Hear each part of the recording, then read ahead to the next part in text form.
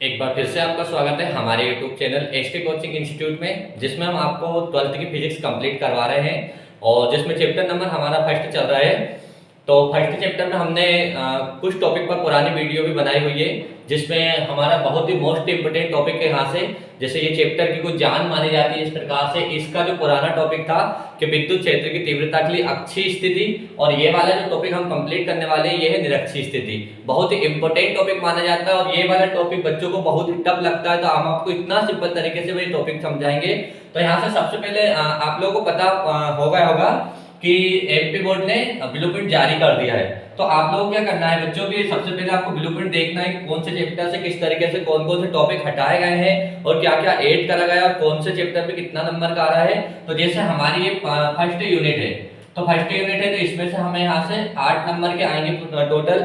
अब 8 नंबर में से क्या क्या आएगा, तो यहाँ से 5 नंबर का एक प्रश्न आएगा। अब प्रश्न 5 नंबर का आएगा तो प्रश्न छोटा तो आ नहीं सकता है, तो बड़ा ही प्रश्न आएगा। तो ये वाले जो प्रश्न जो हम आपको बता रहे हैं यहाँ से, निरक्षीय स्थिति, अक्षीय स्थिति, कुछ टॉपिक और है, गॉस की प्रमेय, गॉस की प्रमेय, कूलॉम के नियम की व्युत्पत्ति। तो इस और इसमें क्या है यहाँ से कि चैप्टर नंबर फर्स्ट और सेकंड दोनों को ऐड करके यहाँ से आप लोगों का पहली यूनिट बनाई गई है, जिसमें से आपको फर्स्ट और सेकंड दोनों चैप्टर में से आपको कितने नंबर के यहाँ से आएंगे, 8 नंबर के यहाँ से आएंगे, जिसमें से 5 नंबर का आपका एक क्वेश्चन आएगा बड़ा वाला, 2 नंबर का आपका एक छोटा प्रश्न आएगा यहाँ से, और 1 नंबर का आपका यहाँ से वस्तुनिष्ठ प्रश्न आएगा। ठीक है ना बच्चों। तो इस प्रकार से आप लोगों को पढ़ना है यहाँ से। पहला टॉपिक जो हमारे इसमें दिया है कि 8 नंबर आपको यहाँ से आना है, तो आप लोगों को कवर करना है कि 8 नंबर आपको किस प्रकार से कंप्लीट करना है। विद्युत द्विध्रुव के कारण विद्युत क्षेत्र की तीव्रता बहुत ही इंपोर्टेंट टॉपिक माना जाता है, तो इसको बहुत ही इंपोर्टेंट टॉपिक में सबसे पहले यहाँ से हमें पता पड़ा विद्युत द्विध्रुव, मतलब नाम से पता पड़ा जिसके कितने ध्रुव हो, 2 ध्रुव, जिसकी लंबाई यानी 2a लंबाई का हमारा विद्युत द्विध्रुव हो। तो यहाँ से हम लोग मान लेंगे, यानी हमने इसको कवर किया यहाँ से इस प्रकार से, और यहाँ इसको नाम दे दिया a और b, हमारे कोई बिंदु है और यहाँ से कोई बिंदु o है, इस पर प्लस q आवेश रखा है और हमने इस पर माइनस q आवेश रखा है, और इनके जो बीच की दूरी है वो 2a के बीच की दूरी होगी यहाँ से। तो हमने क्या माना यहाँ से कि सबसे पहले कि माना 2a लंबाई का विद्युत द्विध्रुव है, और यहाँ से हमने यानी इस प्रकार से कोई बिंदु मान लिया, तीसरा बिंदु P इस पर, और ऐसे त्रिभुज बनाएंगे यहाँ से, दोनों पर ट्रायंगल बन जाएगा इस तरीके से, और इसको बिंदु P माना। अब ये क्या होगा कि यहाँ पे बिंदु P पर हमें विद्युत क्षेत्र की तीव्रता यानी कि निरक्षीय स्थिति ज्ञात करनी है। तो इसके यहाँ से ना 2 घटक बनेंगे इस प्रकार से, ये एक तो ऊपर की ओर यानी ऊर्ध्वाधर, ऊर्ध्वाधर मतलब ये इस प्रकार से जो खड़ी लाइन होती है इसको ऊर्ध्वाधर कहा जाता है, और ऐसे जो तिरछाई में इस प्रकार से होती है क्षैतिज तल होता है यानी इसको, तो ये इसके 2 तल बनेंगे, एक तो ऊर्ध्वाधर तल और एक क्षैतिज तल यहाँ से। तो इस प्रकार से ऊर्ध्वाधर तल में यहाँ से और इस पर कोई विद्युत क्षेत्र की तीव्रता यानी E हमें इस प्रकार से ज्ञात करना है, और इनके जो बीच की दूरी यानी कि इसको हमने मान लिया r। तो यहाँ से इस प्रकार से ये वाली दूरी हमारी r है, ये हमारी a है, ये हमारी a है, तो a और a दोनों को मिलाकर कितना हो जाएगा, 2a इसकी लंबाई हो जाएगी यहाँ से। और ये 2 घटकों में इसको विभाजित करेगा तो यहाँ से E1 sin थीटा और E2 sin थीटा। और आपको हमेशा याद रखना है कि ऊर्ध्वाधर जो तल होता है उसमें हमेशा साइन थीटा लिया जाता है। आगे भी फिजिक्स में हम लोग ये टॉपिक पर चर्चा करेंगे। तो यहाँ से सबसे पहले क्या है, यहाँ से कि E1 जैसे दिया है आपको, तो वो तो हमने निरक्षीय स्थिति के लिए है, विद्युत क्षेत्र की तीव्रता के लिए, पर जो साइन थीटा जो लिया हुआ है ये ऊर्ध्वाधर तल के लिए और क्षैतिज तल के लिए यहाँ पे क्या होता है कि E1 cos थीटा और E2 cos थीटा, इस तरीके से इसको लिया जाता है। हमें इस बिंदु P पर विद्युत क्षेत्र की तीव्रता की यानी निरक्षीय स्थिति ज्ञात करनी है। अब हम क्या करेंगे यहाँ से कि हमें यानी कि ये वाला जो इसको बोलते हैं, जैसे हम लोग इसका एक समकोण त्रिभुज बनाए। अब समकोण त्रिभुज की पहचान क्या होती है, जिसका एक कोण 90 डिग्री का होना चाहिए उसे समकोण त्रिभुज कहा जाता है। तो यहाँ से क्या होगा कि ये हमें जो दिया है, ये हमारे दूरी यानी कि यहाँ से r दिया है और ये कितना दिया है यहाँ से a, तो दोनों में हम कौन सा पाइथागोरस प्रमेय लगा लेंगे। तो आप लोगों को आता होगा पाइथागोरस प्रमेय लगाना, तो आप लोग उसको बिल्कुल देख सकते हैं। तो मैं इसको थोड़ा सा डायरेक्टली यहाँ से कर देता हूँ। तो पाइथागोरस प्रमेय लगाकर इसको यहाँ से सोल्व आप लोग कर लेना। ये दिया है इसका यहाँ से r का स्क्वायर प्लस a का स्क्वायर, आपको पाइथागोरस प्रमेय के द्वारा यानी यहाँ से इसकी दूरी निकालेंगे। अब दूरी इनकी यानी कि लंबाई a है तो ये भी a है, दूरी दोनों की r है, तो ये हमारी जो यहाँ से जो कर्ण का मान निकला ये बिल्कुल सेम निकलेगा यहाँ से इस तरीके से, r square plus a square, इस तरीके से। तो दोनों का हमने यहाँ से मान निकाला। अब मैं आप लोग चाहे तो इसको मैं थोड़ा सा एक छोटा सा बता सकता हूँ कि इस तरीके से, जैसे ये कोई समकोण त्रिभुज है, इस तरीके से हमने त्रिभुज लिया है। अब क्या होगा यहाँ से कि हम लोग इसको नाम दे देते हैं पी क्यू आर एस, जो भी जिस तरीके से देना हो अपने को। और ये वाली भुजा जो होती है हमारी लंब, ये कर्ण, ये आधार होता है इसका बेस इस तरीके से। तो इसका मान यानी हमें कितना दिया है यहाँ से r, और इसका मान कितना दिया है a। तो हमें कर्ण यानी कि ये वाला हमें ज्ञात करना है। तो पाइथागोरस प्रमेय क्या होती है, उसके द्वारा हम लगाएंगे कि कर्ण का स्क्वायर इक्वल टू लंब का स्क्वायर प्लस आधार का स्क्वायर। ये पाइथागोरस प्रमेय होती है। तो पाइथागोरस प्रमेय में कर्ण यानी कि ये वाली भुजा यानी पी एस, इस तरीके से इसका स्क्वायर, लंब यानी कितना मान दिया यानी कि r का स्क्वायर लगा के स्क्वायर, और आधार यानी कितना दिया a। तो इस तरीके से जब इधर से स्क्वायर हटाया जाता है इधर क्या लग जाता है, अंडर रूट यानी करनी लग जाती है। तो इस तरीके से ये हमारा मान यानी कहां से आ रहा है, r square plus a square. तो ये वाला जो मैंने मान यहाँ से भी डायरेक्टली आपको बताया था, तो ये इस तरीके से निकाल के देखा जा सकता है। तो आप लोगों को क्या करना, सबसे पहले कि चित्र में आपको जैसे हम लोग पुराने टॉपिक में बताते आए हैं कि यहाँ से कि आप लोगों को सबसे पहले जैसे आपको प्रश्न देते हैं तो आप लोग क्या करेंगे, 4-5 लाइन छोड़कर नीचे डायग्राम बना दें पहले। उससे क्या होता है कि हम लोग डायरेक्ट अगर डायग्राम बनाएंगे उसके बाद भी माना करके लिख सकते हैं, बट क्या होता है कि उस पर इफेक्टिव नहीं पड़ता है। तो हमारे टॉपिक पे इफेक्ट पड़ना चाहिए। और क्या होता है कि हमें ये फिजिक्स का जो रूल होता है, ओनली इसमें क्या होता है कि आपका डायग्राम और अगर आपका डेरिवेशन यानी कि जो व्यंजक है अगर दोनों सही है तो आपके शब्द इधर उधर हो सकते हैं, क्योंकि काफी टीचर पढ़ाते हैं, किसी ने यहाँ से माना प्लस क्यू आवेश, मान लिया माइनस क्यू आवेश यहाँ से, तो चित्र के अकॉर्डिंग माना जाता है कि वो क्या दिया है इसमें। तो सबसे पहले क्या होता है कि हम लोग इसमें मानेंगे, तो क्या माना यहाँ से कि माना 2a लंबाई का विद्युत द्विध्रुव है, बिंदु A पर प्लस क्यू आवेश, बिंदु B पर माइनस क्यू आवेश लिया है। हमें इस बिंदु P पर विद्युत क्षेत्र की तीव्रता की निरक्षीय स्थिति ज्ञात करनी है। तो ये हमने माना करके लिख देते हैं। ऐसा कोई जरूरी नहीं है कि आपको बुक में दिया वही की वही याद करना, आपको चित्र में जो दिखाई देता है वो आप उसको बिल्कुल सामने ऐसा उसको देख के लिख सकते हैं। तो माना कभी भी याद नहीं करना इसमें से।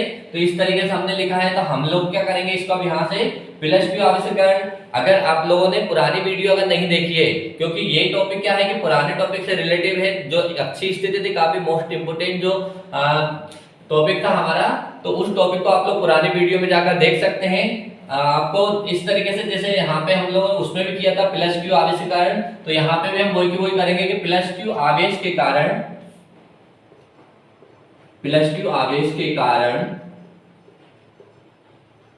बिंदु P पर विद्युत क्षेत्र की तीव्रता, तो ये लिखना पड़ता है क्योंकि बिना लिखे उसमें काम नहीं चलता है। तो सबसे पहले हमने कौन सा यानी कि प्लस क्यू आवेश के कारण ले रहे हैं, बिंदु P पर विद्युत क्षेत्र की तीव्रता। तो यानी कि E1 अक्ष के लिए यहां से लेंगे, E1 बराबर हमारा जो फार्मूला था पुराने टॉपिक से 1/4 पाई एप्सिलॉन 0 आवेश बटे दूरी। आवेश यानी क्या है, Q, दूरी यानी हमारी कितनी, यानी हमने इसका मान निकाला r स्क्वायर प्लस a का स्क्वायर, और यहाँ से इसका स्क्वायर। अब क्या होता है यहाँ से कि स्क्वायर ये अंडर रूट से कैंसिल हो जाता है यहाँ से। तो ये वाला जो हमारा बच रहा है 1/4 pi epsilon 0 q r square plus a square. इसको हम समीकरण नंबर 1 नाम दे लेंगे। ये हमने काय के लिए लिखा है, यहाँ से प्लस क्यू आवेश के कारण लिखा है। अब ऐसा कि ऐसे हम काय के लिए करेंगे, माइनस क्यू आवेश के कारण लेंगे। तो यहाँ से हम लिखेंगे माइनस क्यू आवेश के कारण, और ये बिल्कुल ऐसा कैसे सेम टू सेम बच्चों आपको ये लाइन लिख देनी है। तो क्या हो यहाँ से कि माइनस क्यू आवेश के कारण बिंदु P पर विद्युत क्षेत्र की तीव्रता। ठीक है, यहाँ पे E1 अक्ष लिया हमने, तो अब हमें यहाँ पे E2 अक्ष लेना है। फिर यहाँ पे 1/4 पाई एप्सिलॉन 0 आवेश बटे दूरी। तो दूरी हमारी यानी कि इधर वाले हमने ये वाला लिया था प्लस क्यू आवेश के कारण, अब माइनस क्यू आवेश के कारण ले रहे, तो दूरी हमारी बिल्कुल क्या है, सेम है यहाँ से। तो r स्क्वायर प्लस a का स्क्वायर से अंडर रूट कैंसिल हो गया। तो हमारे यहाँ से बच रहा है E2 equal to 1/4 pi epsilon 0 q r square plus a का स्क्वायर। तो ये हमारा समीकरण नंबर 2 बन गया है इस तरीके से। अब आप चाहे तो इसको स्क्रीनशॉट ले सकते हैं यहाँ से, या फिर आप पेन कॉपी ले लिए। तो अब क्या होता है यहाँ से हम लोग डायग्राम में देखेंगे, यहाँ से हमारे इसको क्या हो रहा है, दो घटकों में इसको ये विभाजित हो रहा है, यानी बट रहा है यहाँ से कि E1 sin थीटा और E2 sin थीटा। अब क्या हो रहा है, E1 sin थीटा हमारी दिशा ऊपर की ओर है और E2 sin थीटा जो है वो नीचे की ओर है।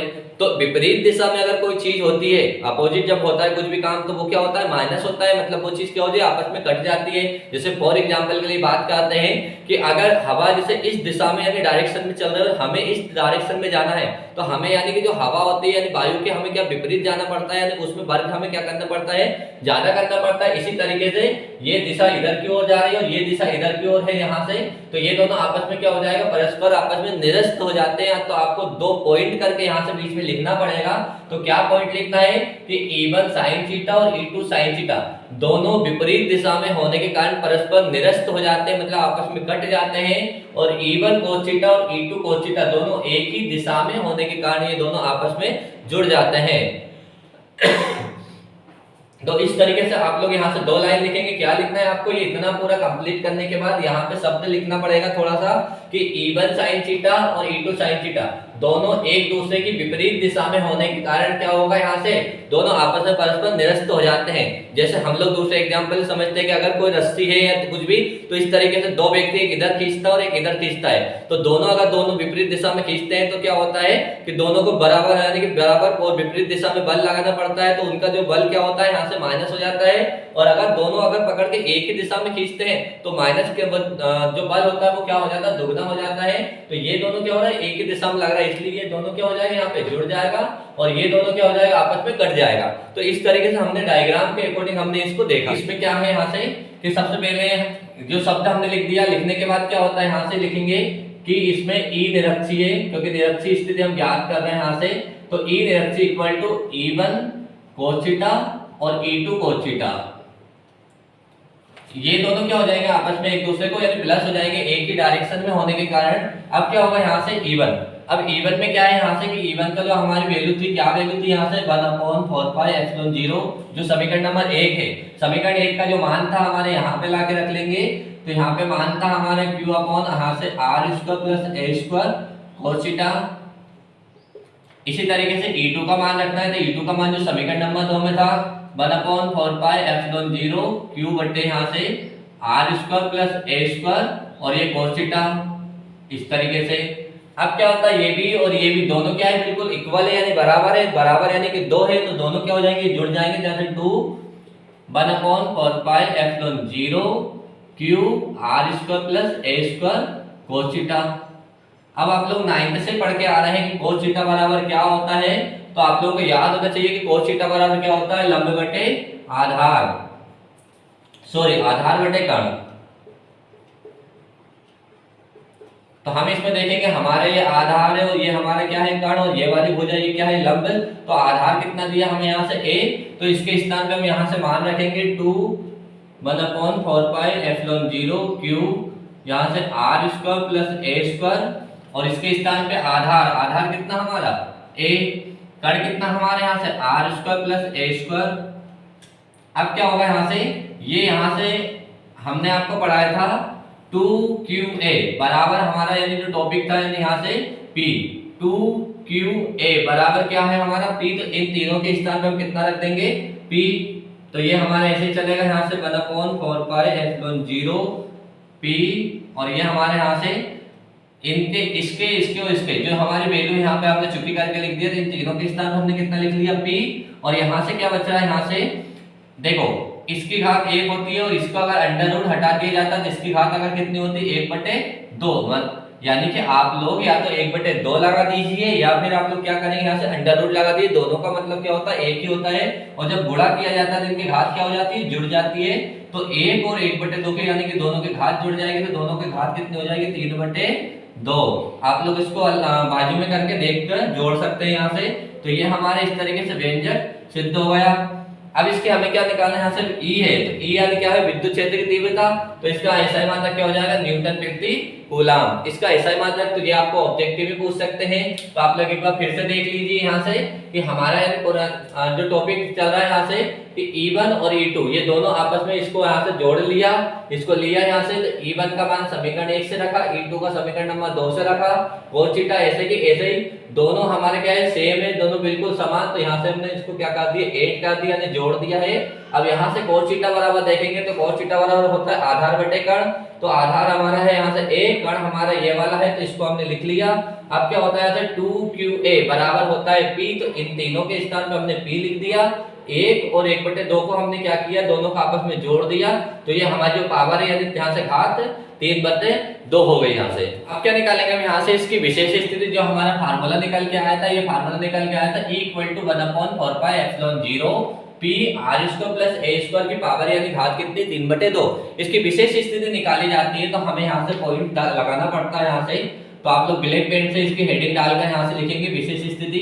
तो विशेष स्थिति में क्या होगा कि जब विद्युत द्विध्रुव बहुत छोटा हो, ये लाइन आपको लिखनी पड़ेगी, जब विद्युत द्विध्रुव बहुत छोटा हो तो इसमें क्या होता है कि r² के सामने ये a² की मतलब क्या होता है, इसका मान बहुत ही कम होता है।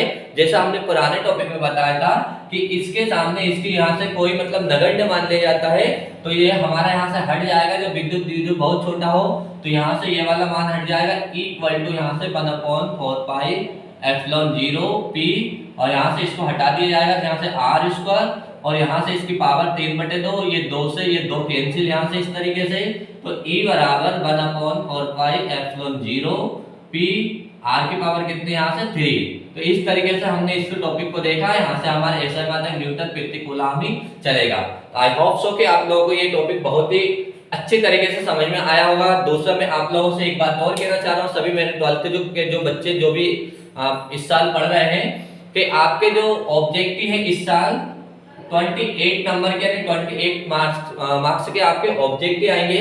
तो ऑब्जेक्टिव के लिए आप लोग क्या होता है कि ऑब्जेक्टिव वही बच्चा सोल्व कर पाता है जिसने पूरी बुक डीपली पढ़ी हो।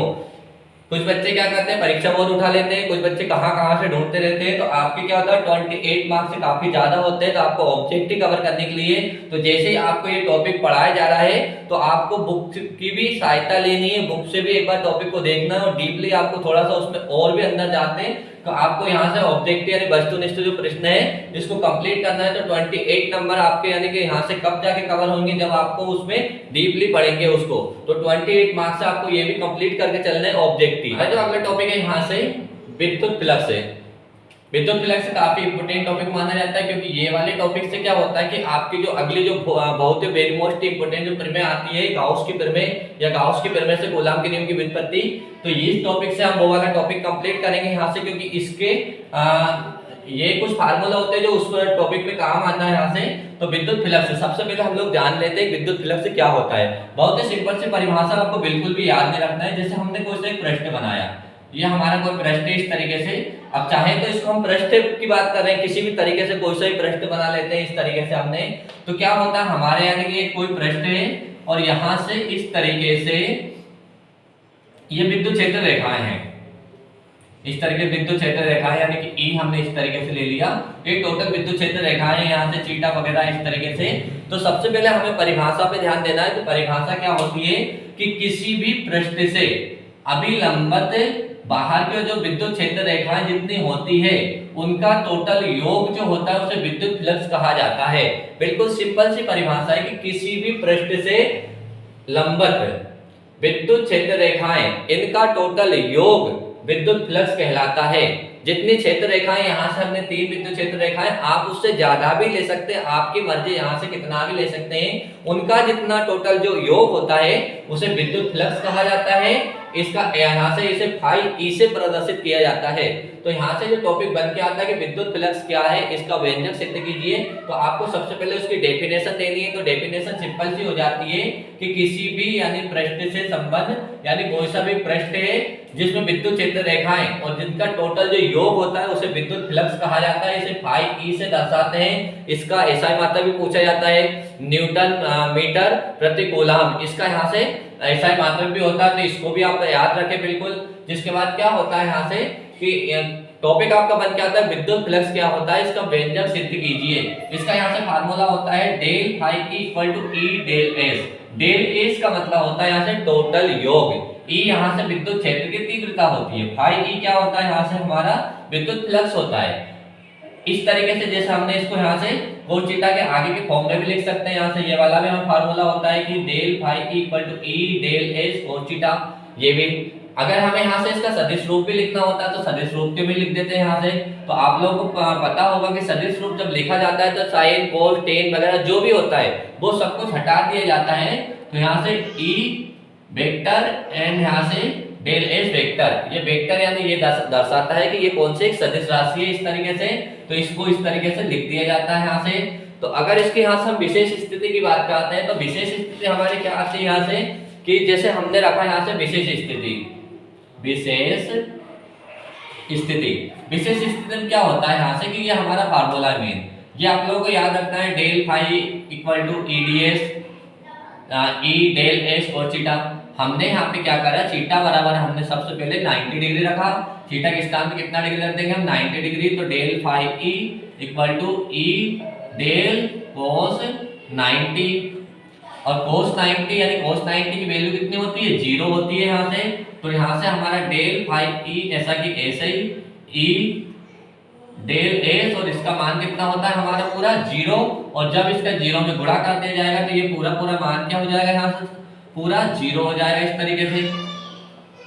तो ये हमने कब यानी कि यहाँ से थीटा बराबर 90 डिग्री रखा, आप लोग दूसरा भी रख सकते हैं, ऐसा कोई जरूरी नहीं है कि आपको यहाँ से थीटा बराबर 90 डिग्री रखना है। दूसरे हम विशेष स्थिति दर्शा सकते हैं कि थीटा इक्वल टू यहाँ से 0 डिग्री रखा जाए, तो ये हमारा ऐसा कि ऐसा ही रहेगा ई डेल एस कोस 0, और कोस 0 के मान कितना होता है यहाँ से 1 होता है, तो del phi E equal to यहाँ से 1 होता है, और 1 का जब इसमें मल्टीप्लाई गुणा कर दिया जाता है तो इसका ऐसा कि ऐसा ही यहाँ से बनता है, और ये हमारा टॉपिक कंप्लीट हो जाता है इस तरीके से।